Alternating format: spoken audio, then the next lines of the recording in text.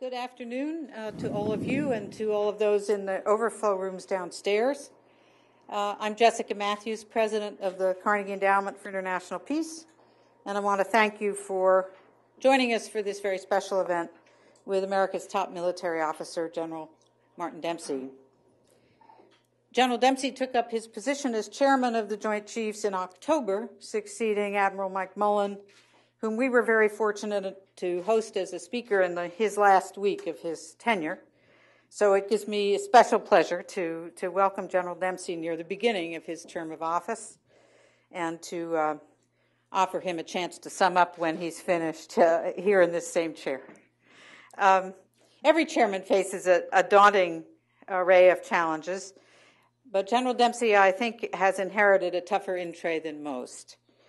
There are the crises, Iran, Syria, Sudan, but there are always crises. I'm thinking more of systemic challenges.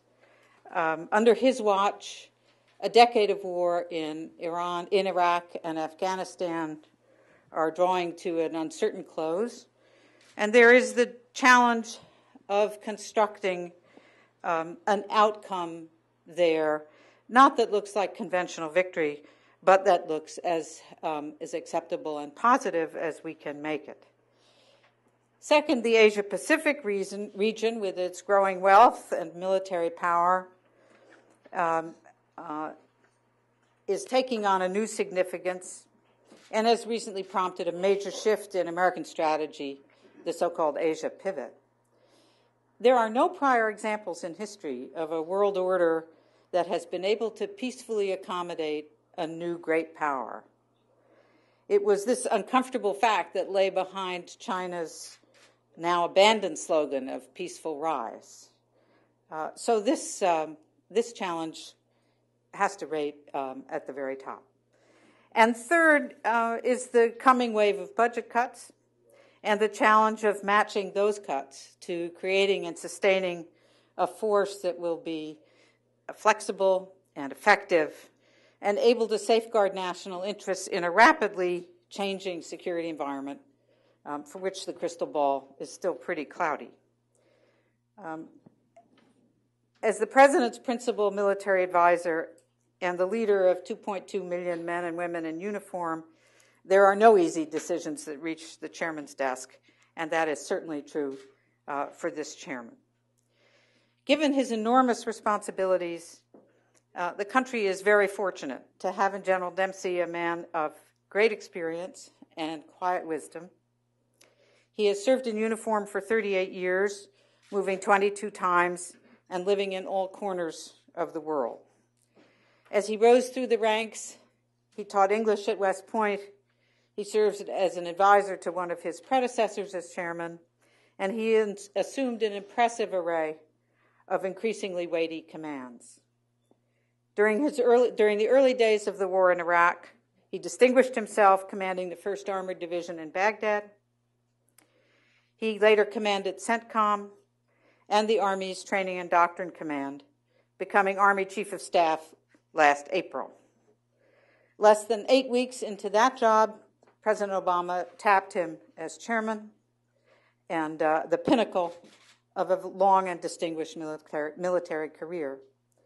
Since taking office, he has passionately dedicated himself to rebuilding the joint force, preparing it to meet future threats, and keeping faith with our troops and with their families. Secretary Gates has praised him for his intellectual heft, moral courage, and strategic vision. Not a bad recommendation. President Obama has called him one of the nation's most respected and combat-tested generals. We at Carnegie are deeply honored to have him here with us today. Ladies and gentlemen, please join me in welcoming General Martin Dempsey. Thank you, Jessica. Very kind. Well, thank you, Jessica, for that very kind introduction, and thanks all of you for your presence here today. I didn't know there was an overflow room. I haven't had this kind of crowd since the last time I sang karaoke at a local... No, actually, that's not true. But I am encouraged, actually, to see such a large crowd to because it tells me that you've got the right things on your mind in terms of what's important for our nation as we go forward with a certain number of challenges that you actually laid out quite articulately. I will say that on occasion some of my peers, the chiefs of defense in other countries, will kind of almost express a certain amount of sympathy for my plight as the chairman of the Joint Chiefs Staff of the United States of America. And I said, are you kidding me? I'm the chief of defense, senior military officer for the finest military force that the world has ever seen. And I also came into service 38 years ago with the idea that I might actually try to make a difference. And those two things have converged for me in a rather incredible way. And I consider it a blessing every day I put on the uniform to serve this great country and the men and women who choose to serve as well. I was out in Colorado Springs just yesterday where we are conducting the Wounded Warrior Games, kind of a Paralympics, actually. Each service fields a team of about 50. Wounds, illnesses, things that have changed their lives. And their motto is ability over disability. It's a fantastic thing to see. I mention it just to keep it all in context. You know, right now in Afghanistan, it's nearing that time of the day when we do most of our military operations. And so I think that the challenges you outlined for us, we will figure it out, and we'll figure it out because that's what we do, and we'll figure it out because we got a nation and its sons and daughters counting on us to do that. So I want to say a few words, and I think then we'll have the chance to have that conversation that's advertised up there. The subtext, I think, that I would like to suggest is making strategy work. You know that over the past months we've formulated what I guess is now being called a new defense strategy. It's built on a foundation of the QDR, of course, but it is new in several important ways. And I'll mention three of them. One of the ways in which it's new is this rebalancing, if you will, to the Pacific.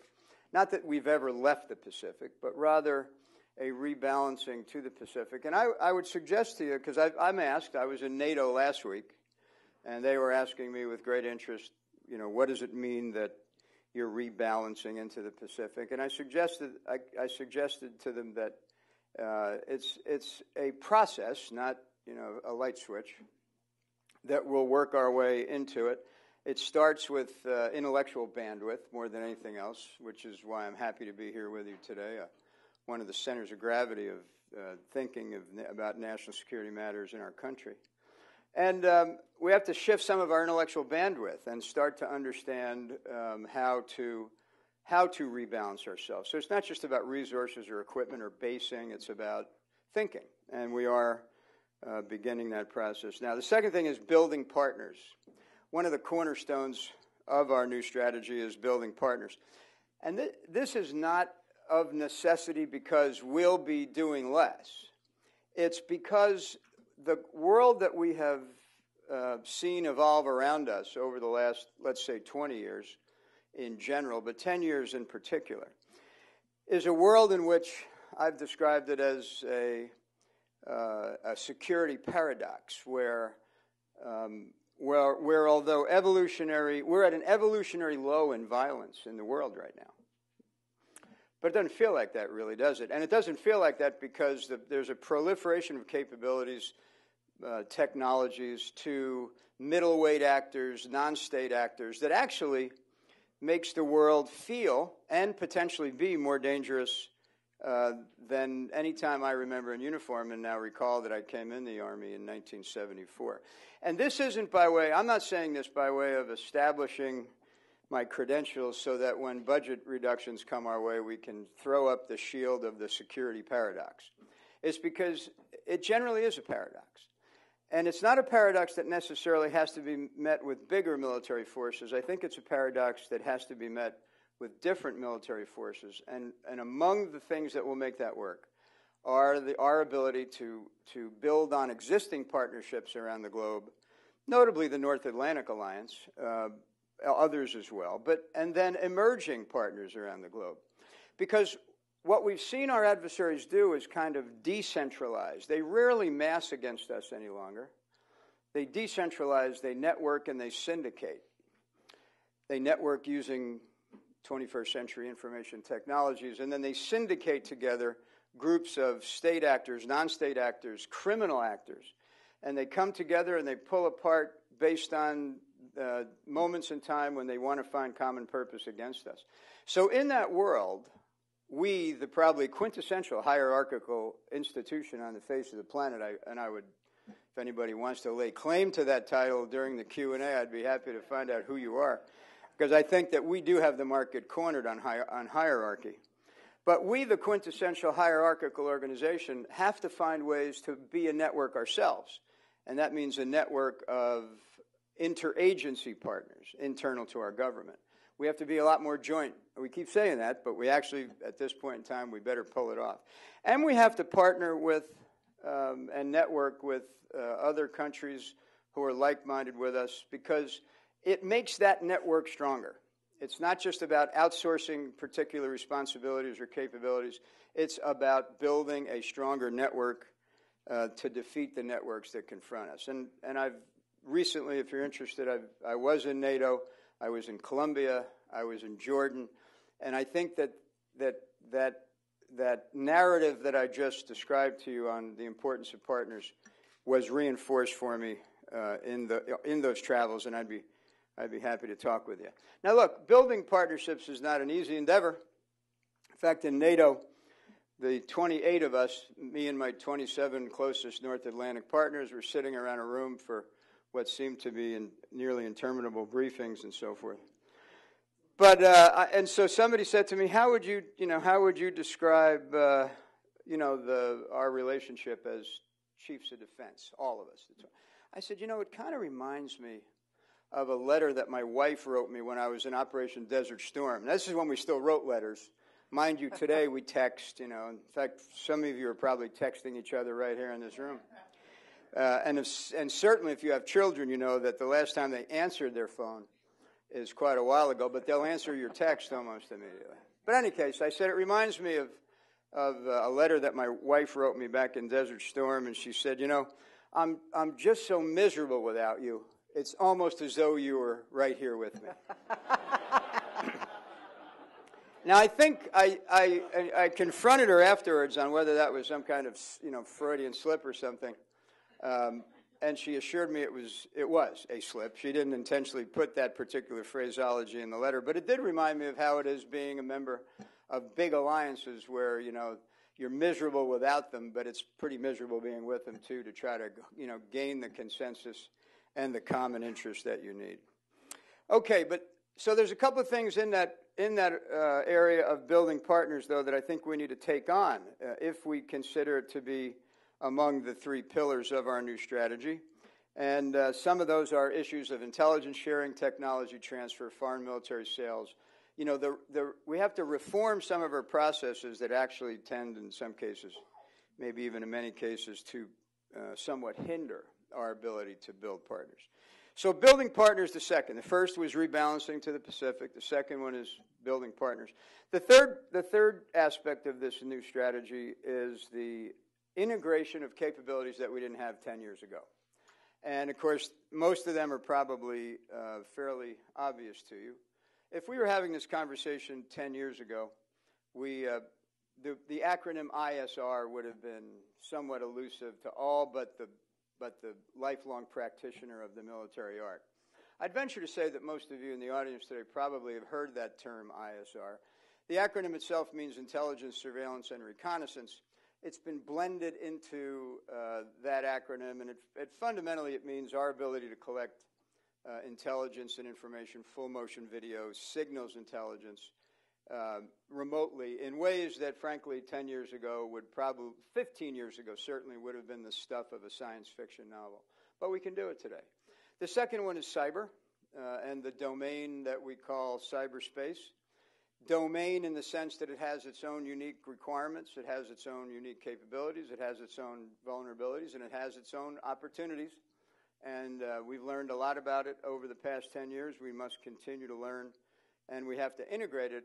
We have to integrate these somewhat heretofore niche capabilities into our normal way of operating because it makes us much better, but also because it makes us much smarter.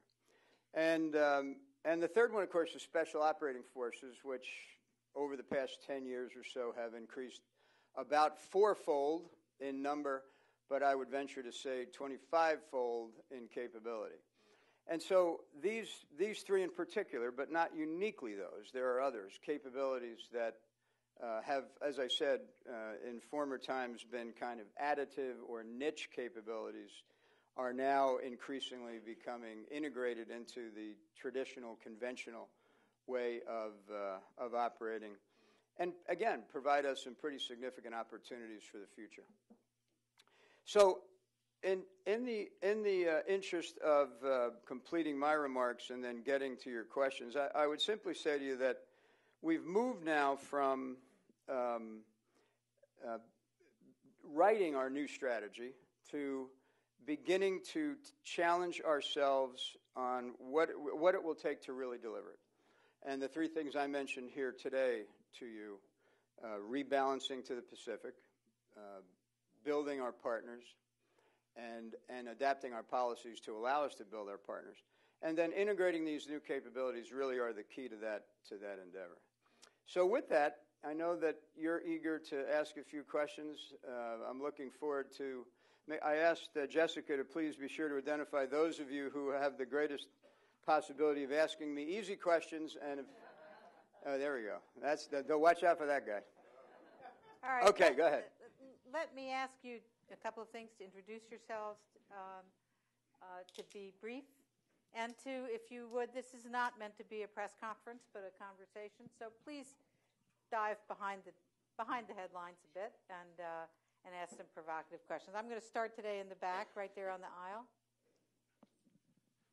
Stanley Roth, the Boeing Company. I want to go back to the beginning of your remarks where you talked about the rebalancing in Asia and ask if you could talk a little bit more about two things associated with that. One is, how does that relate to the air-sea battle, the emerging doctrine, and the ability to execute on this rebalancing? Mm-hmm. And second, what would sequestration do to our ability to carry that out? Didn't you hear what Jessica just said? Okay, a couple of things about our rebalancing to the Pacific. Air-sea battle. Air-sea battle is a multi-service, not joint. It's a two-service approach to overcoming anti-access. So, not unique to the Pacific, incidentally. It's unique to, if anything, increasing capability. This goes back to the proliferation of technology to a wide audience of potential adversaries who can take our particular advantages and cause us to have to stand off because of anti-access technologies, whether it's jammers, whether it's long-range precision munitions. It's a whole suite of technological capabilities. Air-sea battle is obviously the Air Force's and the Navy's approach to overcoming anti-access. But it sits nested under something that I actually own, if you will, which is the Joint Operational Access concept. So the chairman, in collaboration with combatant commanders, has a concept to ensure we can overcome anti-access in all domains, anti-access in the land domain. What might prevent access in the land domain? IEDs, for example, which have become an adversary's asymmetric way of denying us access, even when we are far superior to them in terms of numbers and technological ability. So joint operational access is intended to ensure our freedom of movement as a military. Air-sea battle is the particular multi-service approach to overcoming the specific anti-access strategies in the air and maritime domain. Okay, how would sequestration... And by the way, as I said, importantly, it's not just Asia-Pacific. I mean, Iran has an anti-access strategy that we might potentially have to overcome. What would the effect of sequestration be? Let me not talk about sequestration in particular. Let me talk about budgetary issues in general, because one of the things that I've tried to articulate somewhat successfully, somewhat unsuccessfully, and you may decide I've moved it a bit here in one direction or the other today. Even if we didn't have any budget limitations, reductions, constraints, whatever adjective you choose, we would really need to change based on what we've learned over the last 10 years of war and where we see the security environment going in the future. So we've tried to jump out, I say we, the Joint Chiefs and the combatant commanders in collaboration. We've tried to jump out to 2020 and decide what that threat environment would look like, then to determine what capabilities we would need to address it, and then look backwards at ourselves sitting in 2012, getting ready to submit a budget that goes from 13 to 17, knowing we would have 4 opportunities over the next 4 years to build this force for 2020 against a strategy that we conceived back in the fall. And 13-17 submission was just really the first step in what will be 4 steps, because we'll submit the POMs, the Program Operating Memorandums, for 13, 17, 14, 18, 15, 19, 16, 20. So if we don't do it the way I just described, we will be doing this on an annual basis with no framework or really no idea where we want to be in 2020, and we'll just back ourselves into 2020. Now, I said I'm not going to talk about sequestration, but I have to mention sequestration in the context of the question. So as I stand here today before you, we submitted our budget in February. It's in markup right now in the Congress of the United States. I don't know what it's going to come back looking like. It's a pretty delicately balanced instrument. That is to say, we tried to balance the reductions and build the best possible force we could against the strategy that we'd articulated. It'll come back. It won't be exactly as we submitted it. It never is. And then we'll make some adjustments. But to that complexity, that's pretty complex work, that we're not finished yet with FY13's budget. Sequestration comes potentially on the heels of that. And I don't know if you're familiar with the first rule of wing walking. I'm not as old as I'm about to sound. I look it, but I'm not as old as I'm about to sound. Wing walking back in the early part of the 20th century, you may recall, was sport or carnival stuff. But the first rule of wing walking, this is walking on the wings of biplanes, the first rule of wing walking was never let go with both hands at the same time, for pretty obvious reasons. So when people ask me, are you working on sequestration, the answer is no, not yet. I have a grip on what I think 13 is going to look like, but it's not done yet. And were I to now do this and come up short, I'll get thrown off the wings. So in the spirit of my Air Force brothers, I'm following the first rule of wing walking, and we haven't done anything with it at this point.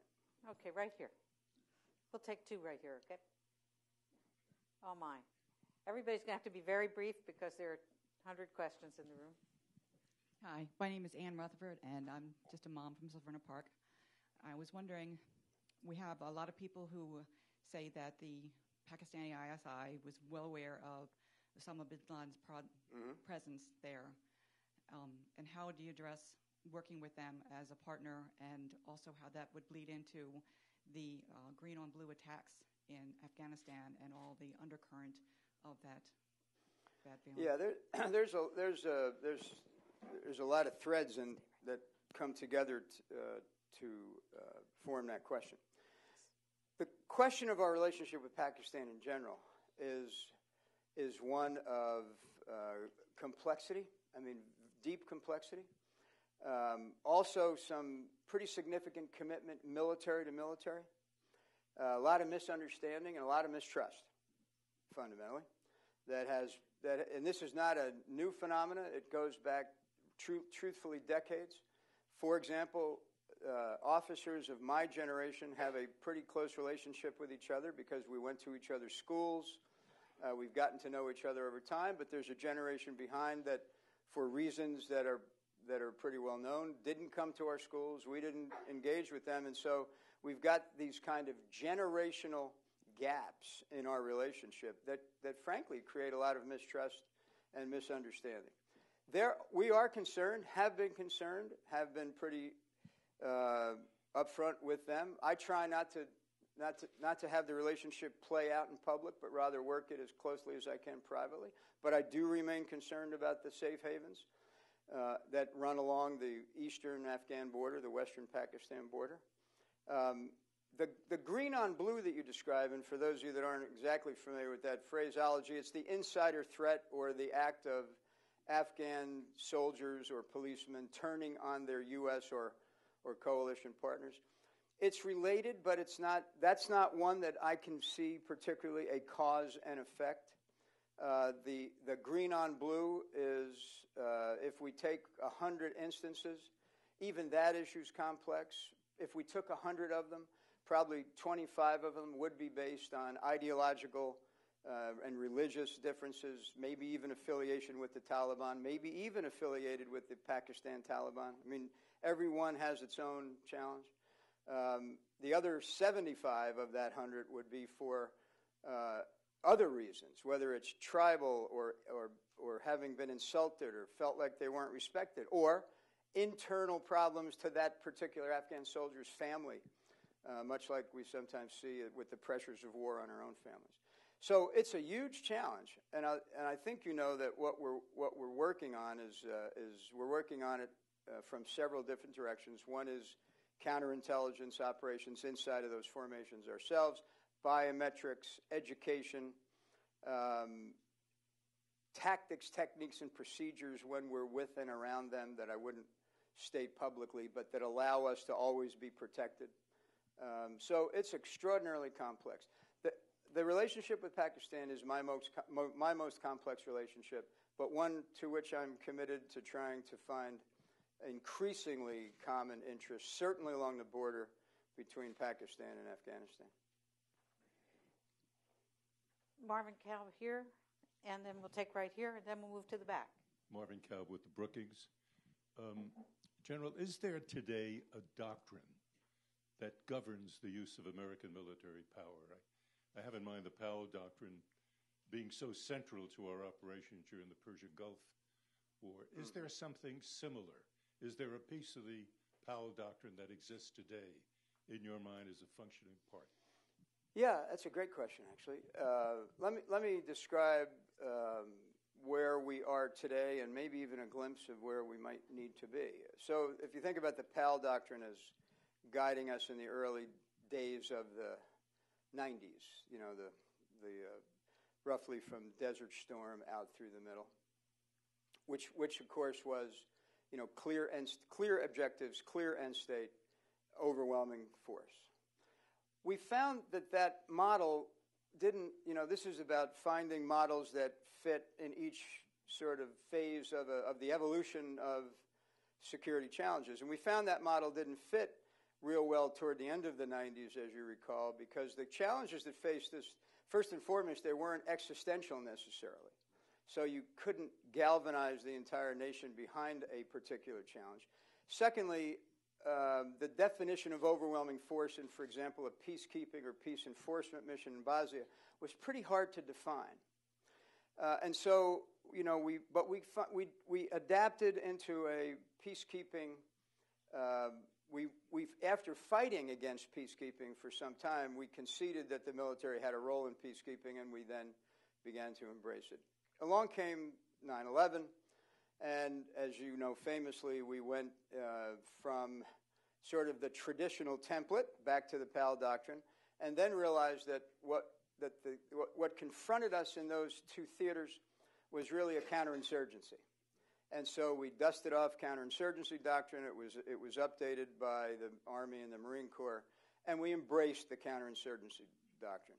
So what you've heard me talk about today now, I think, is kind of a nascent, inchoate might be the right word. We are just beginning to adapt from counterinsurgency as kind of our central organizing principle. And if I had to put a tagline on it today, it would be very premature for me to do it, but I'm going to do it. I would say that where we're headed is something that I might describe as a global networked approach to warfare, a global networked approach. And it gets back to my point about taking these capabilities we haven't had before really integrating them into our conventional capabilities, partnering differently with a very different goal and with very different processes to support it, and allowing ourselves to confront these networked, decentralized foes with something other than huge formations of soldiers, sailors, airmen, or Marines. So I'm not there yet. I admit it up front. This is kind of an inchoate idea.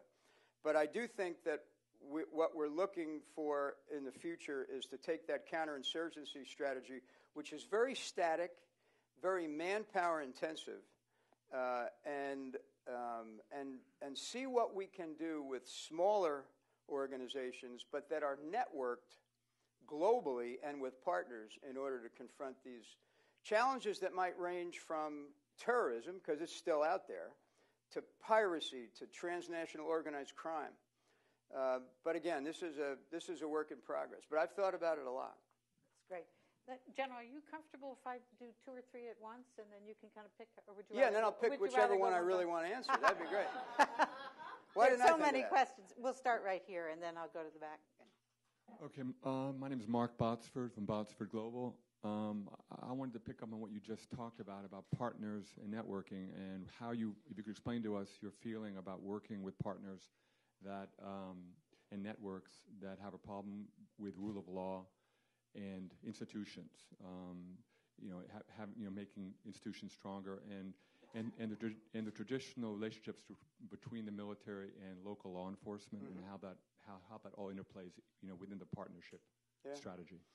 Yeah, among the lessons of the last 10 years of war, prominent among those lessons is that when we engage in counterinsurgency in particular, not uniquely, but in particular, it's not enough just to address the military instrument of power. I mean, we talked about this whole of government, which, by the way, over time actually began to take some shape. In the beginning of, let's say, 2003, 04, 05 in Iraq, I'd say whole of government was kind of a line on a PowerPoint slide. But over time, it actually began to deliver.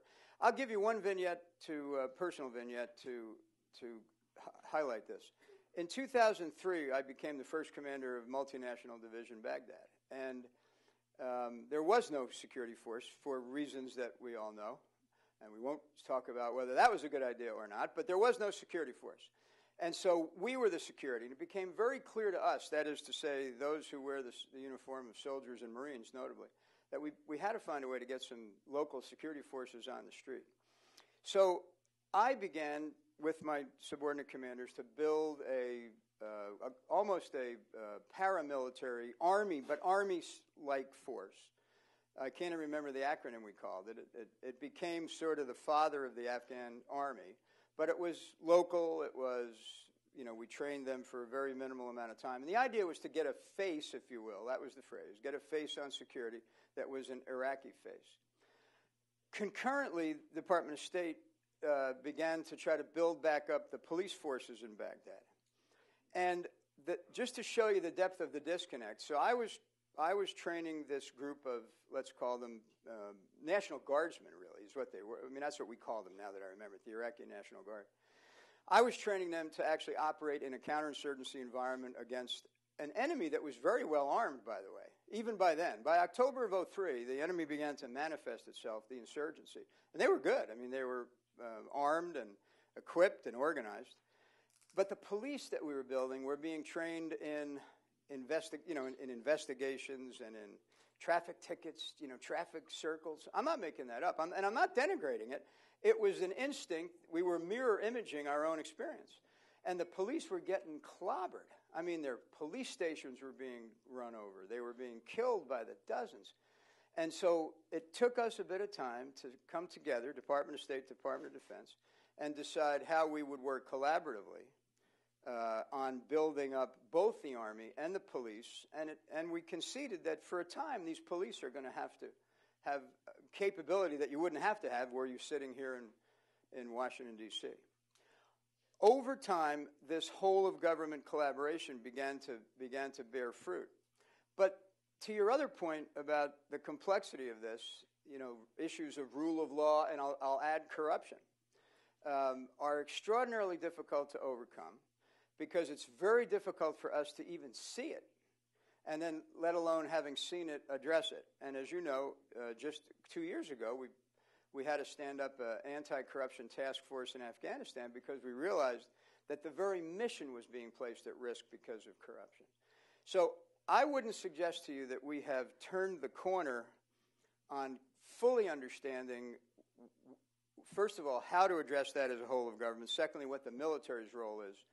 But I will say we've come a long way since 2003. And I think that as we go forward as a learning organization, we have to keep plugging away at it. But by the way, the end of this story is we're closer as a interagency, as various agencies. We are a network. We are a network. But what we're all challenging ourselves now is how much better do we need to be to confront the challenges that are coming? We know how to confront the ones we just passed by, but there's new ones ahead. All right, let's go back to the back. All right, go ahead, Amber.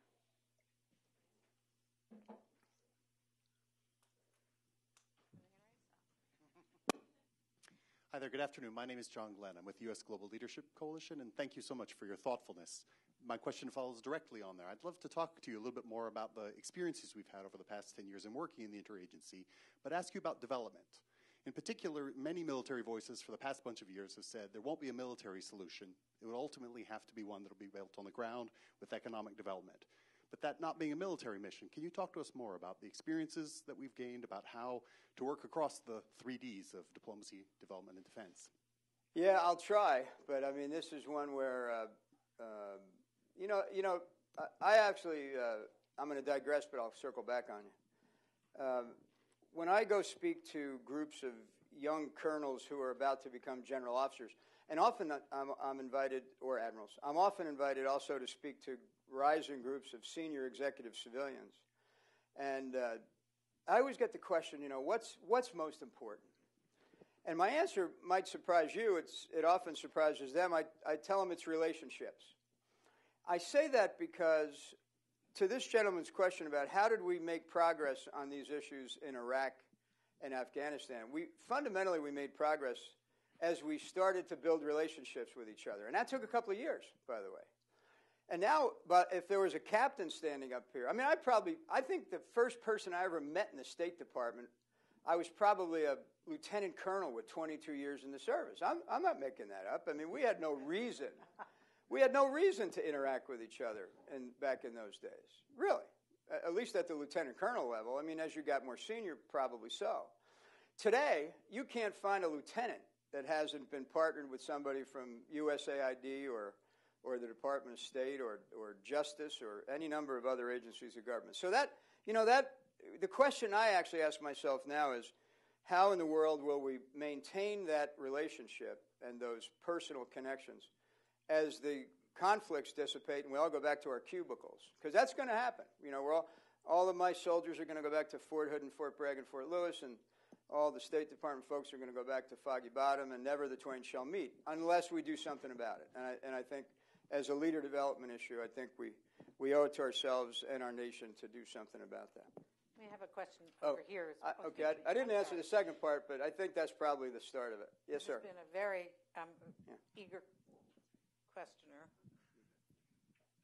Yes, sir. I'm Liliana Rodriguez, former NDU student, sir. When you speak about building partnership and networks, are you including international intelligence sharing? Because sometimes it's very difficult to match transparency and secrecy. I'm actually speaking specifically about how do we share intelligence. No, I am. I mean, we do decent at that. Not perfect, but we do it pretty well. We actually do it very well. Much better than we did, again, back when I remember intelligence sharing, even internal to our own government in the 90s compared to what we do today, it's just phenomenal. So I was actually speaking specifically about the requirement to take a look at our intel sharing parameters with our partners, technology transfer, foreign military sales processes. All of those right now I'm not saying anything I haven't said to those who own the processes. They're really Cold War processes that have not yet adapted themselves to what we really need to be doing today. And in order to deliver the strategy that we've all agreed is the right strategy for the country, we've got to get after those processes. Right here. Right behind. Wait for the. Yeah. Jacques Roumani, Middle East specialist. I think you mentioned Iran in passing, and last week your Israeli counterpart, Benny Gantz, the chief of staff, mentioned that there has been increased preparedness by Israel as well as the United States and other countries. Assuming you can confirm that, is this a coordinated effort in case of a confrontation with Iran? And at what level is this coordination taking place now? Thank you. Well, I'm not sure I've ever been accused of talking about Iran in passing. But let me confirm for you that the United States and Israel have. I can't speak to other nations who I would certainly prefer to have them speak for themselves, and I know they would rather speak for themselves. But Israel and I, Benny Gantz and I, and Israel and the United States have been closely collaborating on any number of fronts, especially in the area of intel sharing, so that we can come to a common understanding of the threat and of the likely timelines that we might have to confront. I've probably met with Benny more than any other of my counterparts nearly every other month since I've been the chairman. And that'll continue because, of course, we have common interests in the defense of Israel, as well as ensuring that, well, as you know, we've said we're determined to prevent Iran from becoming a nuclear weapons state. So I can assure you that we are collaborating with the Israeli military on intel sharing and on our posture. I wouldn't say it rises. I will say it does not rise to the level of joint military planning, but we're closely collaborating. Oh, my. Right back there. Right there. Yeah. Good afternoon, General. Larry Shaughnessy from CNN. In the past few weeks, we've seen North Korea attempt to launch a rocket. We've seen the new leader give a long speech, longer than any speech his father gave, and we've seen a rather large military parade. I was wondering, with that sudden rush of information coming out of North Korea, if you have a better understanding of where this new leadership may go, and if you could share anything with us about what you understand. Yeah, I would describe. I would say that what's been interesting is that he is clearly a different person than his father, and that's just not. That's not just a function of his age. I think he has a different view of his role in the public. Not only is it the speech he gave, but he's much more traveled than his father was. He's traveled, I think, to 55 or 56 different places around the country. Now, I will say. A lot of those visits have been to military installations, and you heard in his speech where he said that, priorities 1, 2, and 3 for him are his military. That's distressing. I mean, given he's leading a country that is starving to death. But the fact that he's a different leader with a different persona, I think, is worth exploring. And my role in all this, of course, is military preparedness, and we're back to who am I in close contact with. The other chief of defense with whom I spend a great deal of time in person and on the phone is my South Korean counterpart, as well as other interested chiefs of defense in the region. So, I think it's probably still premature to make any determination about what leader Kim Jong-un will be, though we were all disturbed by the ballistic missile launch. Which came on the heels of what we thought was a positive engagement. But we maintain our military preparedness, and I know that there are others working the diplomatic side of it. There's a question right there. Thank you very much. My name is Nike Ching with the Voice of America Chinese branch, VOA. Thanks so much for your remarks. Very informational. So with that appreciation in mind, I'm going to throw a softball. My question is regarding the 4th U.S.-China Strategic and Economic Dialogue, which will be held in Beijing later this week. And with that framework, a bilateral security dialogue between U.S. and China, on the military front has been established. So could you please share with us the issues and specific agendas that will be discussed? And the next question is, you mentioned, the second question is, you just mentioned about building a partnership. I would like to get your take on the South China Sea issue, especially on the standoff between China and Philippines, especially after the U.S. just announced the partnership with the Philippines. Thank you so much. Well, first of all, I think it's probably worth mentioning where I see our future with China. You know, we're balancing ourselves back into the Pacific. That's not a containment strategy for China. In fact, I don't know how many of you study history, but Thucydides, the Greek historian, described what he called the Thucydides trap, and it goes something like this. It was Athenian fear of a rising Sparta that made war inevitable. Well, I think that one of my jobs as the chairman of the Joint Chiefs and as an advisor to our senior leaders is to help avoid a Thucydides trap. We don't want the fear of an emerging China to make war inevitable. So Thucydides, we're going to avoid Thucydides trap. And I think there's more opportunities than liabilities for us in the Pacific. Of course, you've heard all of our senior leaders say we embrace a rising China. And I'll tell you that in terms of partnerships, we have, when I was Chief of Staff of the Army, I was able to meet with my PLA counterpart. And those relationships are, you know, they're slow and they're youthful, but they're positive. And each service has a different kind of relationship with its particular service. But that's because we're trying to work it out. Next week or 2 weeks from now, I go to Singapore to the Shangri-La Dialogue. I'm hopeful that my Chinese counterpart will be there. And we'll talk, you know, very openly and transparently about what we're trying to do in the Pacific to both build these partners and what those partnerships are intended to do. And simply stated, they're intended to ensure stability, and they're also intended to assure, A-S-S-U-R-E, and they're intended to make it clear that we have some interest in navigation and commerce and access to which we intend to live. Meaning we need to live up to those responsibilities that we have as an Asia-Pacific partner. And I say Asia-Pacific, by the way, because there is this other country called India over here that is also modestly sized and probably will be somewhat influential in the future. So yeah, I don't know exactly what the agenda will be at that particular conference. I can tell you what my agenda is, though. All right, I think we have time for two more or something. Amber, right next to you. Yes. Yeah. Then we'll go up here. Thank you for the discussion. And my name is Tawfiq Hamid from the Potomac Institute for Policy Studies. I would like just to know your definition for the word victory in Afghanistan. What are the parameters of this victory and why the war has been protracted? Why the most superior power on earth is taking that long to defeat the Taliban? And what are the reasons for this and how can we deal with that? Yeah, no, thanks for asking. I mean, I am a student of vocabulary, and there are synonyms out there. Victory, win, success.